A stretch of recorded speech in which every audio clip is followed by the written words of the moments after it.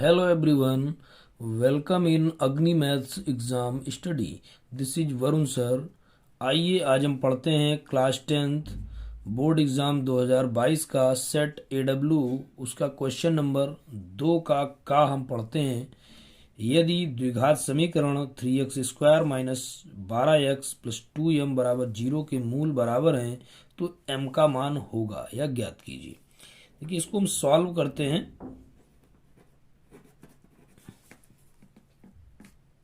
देखिए इसको सॉल्व कर रहे हैं। यहाँ पर देखिए इस तरीके के जब भी समीकरण होते हैं 3x² minus 12x plus 2m बराबर 0, इसको हम लिख लेते हैं। इसकी तुलना हम करते हैं यहाँ पर ax² plus bx plus c बराबर 0 से।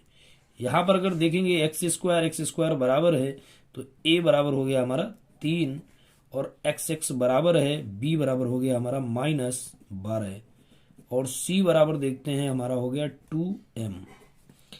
अब यहां पर एक स्थिति इन्होंने बोली है कि मूल बराबर हैं तो लिखेंगे। देखिए मूल बराबर लिखेंगे, यहां पर एक कंडीशन होती है कि मूल बराबर होने पर, जब भी मूल बराबर होते हैं तो हमारा विवितकर जो होता है, आप लोगों ने पढ़ रखा है, विवितकर जो होता है b² माइनस 4ac बराबर 0 होगा। अब b का मान हम देखें तो कितना है -12, इसका स्क्वायर कर लिया हमने, -4 गुणे a का मान देखेंगे तो 3 और गुणे c का मान देखेंगे तो 2m बराबर 0, इसको लिख लिया हमने। अब 12 का वर्ग करेंगे, माइनस का जब भी वर्ग करते हैं तो प्लस हो जाता है और ये प्लस हो गया आपका, और 12 का वर्ग होता है 144 माइनस 4 तिहाई 12 दूनी 24, ये हो गया 24m बराबर 0। यहां से देखें अगर हम तो माइनस का 2m बराबर के उधर इसको ले जाएंगे तो ये प्लस का है उधर जाएगा तो माइनस का हो जाएगा 144, माइनस इधर भी इसको हम काट सकते हैं। ये था हमारा कितना 24m था, ये 24m, इसको यहाँ पे रखा तो m बराबर हम लिख सकते हैं 144/24। देखेंगे दोनों में 12 का भाग जा रहा, 12 दूनी 24 और इसको काटेंगे तो 12 एकम 12 और 2 बचते हैं, 12 दूनी 24। तो m और फिर ये कट रहा है 2 एकम 2 और 2 छंग 12, तो m का मान यहाँ से हमारा निकल आता है m बराबर 6। तो इस तरीके से क्वेश्चन नंबर दूसरे के का मान हम लोगों ने प्राप्त किया है m बराबर 6। आगे देखें दूसरे के खा नंबर को हम लोग देखते हैं, जिसमें दिया हुआ है कि हमारा cos² 67 अंश माइनस sin² 23 अंश का मान ज्ञात कीजिए। इन स्थितियों में हम क्या करते हैं, इसको सॉल्व जब करेंगे तो सॉल्व करने में हम देख सकते हैं, इसको लिख सकते हैं बड़े ब्रैकेट में cos 67 और जो स्क्वायर लगा है इसको हम बाहर लगा लेते हैं ऊपर, माइनस sin² 23 अंश। इधर कुछ नहीं करना है। और अब देखेंगे इसमें हम क्या करेंगे, इसको चेंज कर लेंगे। जब भी देखेंगे ये आपके कोटिपूरक कोण है, जैसे कि देखेंगे 7 3 10 का 0 और 6 2 8 1 9 90 अंश हो तो एक वैल्यू को आपको बदल लेना है और उससे आपका सवाल सॉल्व हो जाता है। तो cos की जगह पर cos ही रहेगा, अभी फिलहाल cos बड़ा ब्रैकेट रहेगा, और 67 की जगह पर हम लिख सकते हैं 90 माइनस, अगर 90 से आप 67 घटाएं यहाँ पर देखें तो कितना बचता है हमारे पास, 10 से 7 गया 3 और यहाँ पर आपका है 8 से 6 गया 2 तो 23 डिग्री आता है। तो 67 लिखें या 90 माइनस 23 लिखें, वो बात एक ही है, 90 माइनस 23 ये लिखा हमने। और ये स्क्वायर था, हमने स्क्वायर लगा दिया, माइनस sin² 23 अंश। अब यहां पर देखेंगे तो हमने सूत्र पढ़ रखा है cos 90 माइनस थीटा, ये हमने चूंकि सूत्र पढ़ रखा है cos 90 माइनस थीटा बराबर होता है sin थीटा। तो यहां पर 90 माइनस ये थीटा है हमारा, तो इसकी जगह पर पूरे की जगह पर हम क्या लिख सकते हैं sin थीटा, थीटा यहां पर 23 तो हम लिख सकते हैं, देखिए यहां पर sin 23 का स्क्वायर माइनस sin स्क्वायर 23 अंश। अब ये स्क्वायर अंदर लाएंगे तो ये हो जाएगा हमारा साइन स्क्वायर 23 अंश माइनस साइन स्क्वायर 23। अब यहाँ भी साइन स्क्वायर 23, यहाँ भी साइन स्क्वायर, तो दो समान संख्याएं घटती हैं तो उसका मान क्या आता है? शून्य। तो इस तरीके से हमने दूसरे के खा को सॉल्व किया है। निश्चित तौर पर आप लोगों की समझ में आया होगा और इसको आप कमेंट करके बता सकते हैं। देखिए आगे देखते हैं दूसरे का गा नंबर। दिया हुआ एक त्रिभुज के आधार की लंबाई इतनी है एवं ऊंचाई इतनी है, त्रिभुज का क्षेत्रफल ज्ञात कीजिए। देखिए इसमें एक त्रिभुज का हमको क्या दिया है उसको लिख लेते हैं। देखिए दिया है त्रिभुज का आधार, आधार की लंबाई, आधार की लंबाई दी है 14 सेंटीमीटर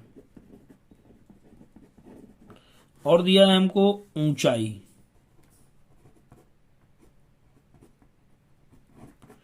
ऊंचाई दी है हमको 7 सेंटीमीटर। अब हमको निकालना है त्रिभुज का क्षेत्रफल। तो हमने यहां पर त्रिभुज का क्षेत्रफल निकालना है, त्रिभुज का क्षेत्रफल लिख सकते हैं इस तरीके से क्वेश्चन मार्क। अब इसमें सूत्र होता है त्रिभुज का क्षेत्रफल बराबर 1/2 गुणे आधार गुणे ऊंचाई। अब 1/2 हमारा हो गया, आधार देखें तो कितना है हमारा 14 और ऊंचाई अगर देखें तो हमारी कितनी है? ऊंचाई देखें तो ये है 7। अब ये देखिए 2 से कट रहा है, 2 सत्ते 14 और 7 का 7 में गुणा करेंगे तो कितना आ जाएगा? 7 सत्ते 49। और क्षेत्रफल को हमेशा हम स्क्वायर में लिखते हैं, सेंटीमीटर में मान था तो हम बोलेंगे सेंटीमीटर स्क्वायर। तो इस तरीके से क्वेश्चन नंबर 3 को हमने सॉल्व किया है। देखते चलें इसको। अगर आपकी समझ में आ रहा है तो निश्चित तौर पर लाइक, शेयर और सब्सक्राइब अवश्य करें। देखेंगे इसी क्रम में हम दूसरे का घा क्वेश्चन, अच्छा क्वेश्चन है, समझेंगे इसको।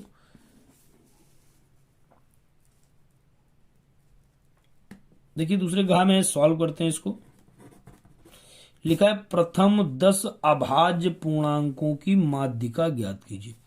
प्रथम 10 अभाज्य, अभाज्य संख्याएं कौन सी होती हैं? जरा यहां पे समझ लें। अभाज्य संख्याएं वो संख्याएं होती हैं जिनमें स्वयं का भाग जाए और किसी संख्या का भाग ना जाए, उससे पीछे की संख्या का। देखें तो एक अभाज्य संख्या सबको मालूम होना चाहिए कि होती है, लिख लेते हैं प्रथम 10 अभाज्य संख्याएं।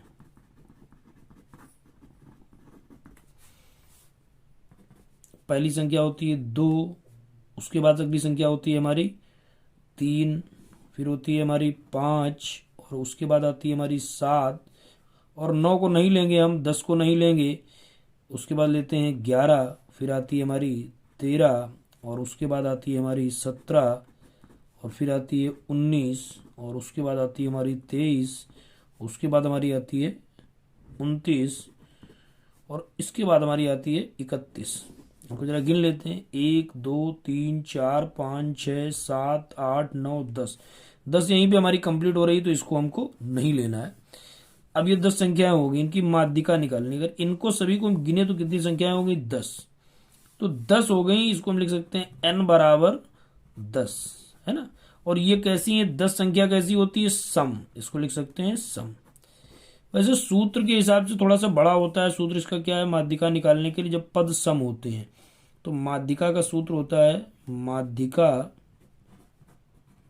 माध्यिका बराबर होता है, इसका सूत्र होता है कि n/2 पद प्लस n/2 प्लस 1वां पद और पूरे का बटे होता है 2। ये सूत्र है हमारा। अब यहां पर अगर आप देखें तो माध्यिका में n का मान हमने कितना निकाला? 10, तो लिख सकते हैं 10/2 वहां पद। फिर है प्लस n/2 का मतलब क्या है? 10/2 और प्लस 1 वहां पद और पूरे का बटे हमको करना है 2।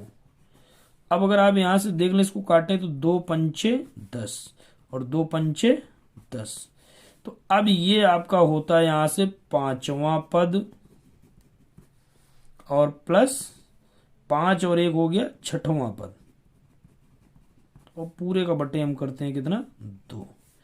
अब यहां पर देखें अगर आप 5वां पद कौन सा जरा गिन लें, 1 2 3 4 5 है ना, यहां पर 1 2 3 4 5, 5वां पद हमारा कौन सा आ गया 11, और प्लस 6वां पद देखें तो हमारा कौन सा है 13। इधर से गिनते हैं 1 2 3 4 5 6, ठीक है। 5वां 6 इन दोनों को जोड़ के कर लेते हैं बटा 2। अब इनको जोड़ें तो 3 और 1 हो गया हमारा 4, और 1 1 हो गया 2, तो ये आ गया 24 बटे 2 करेंगे तो ये आ जाएगा 12। तो इनकी माध्यिका कितनी आ गई हमारे पास 12। तो इस तरीके से देखें तो हमने क्वेश्चन नंबर दूसरे को पूर्ण रूप से सॉल्व किया है। निश्चित रूप से आपकी समझ में आया होगा, और समझ में आया तो इसको लाइक शेयर व सब्सक्राइब अवश्य करें। जय हिंद, वंदे मातरम।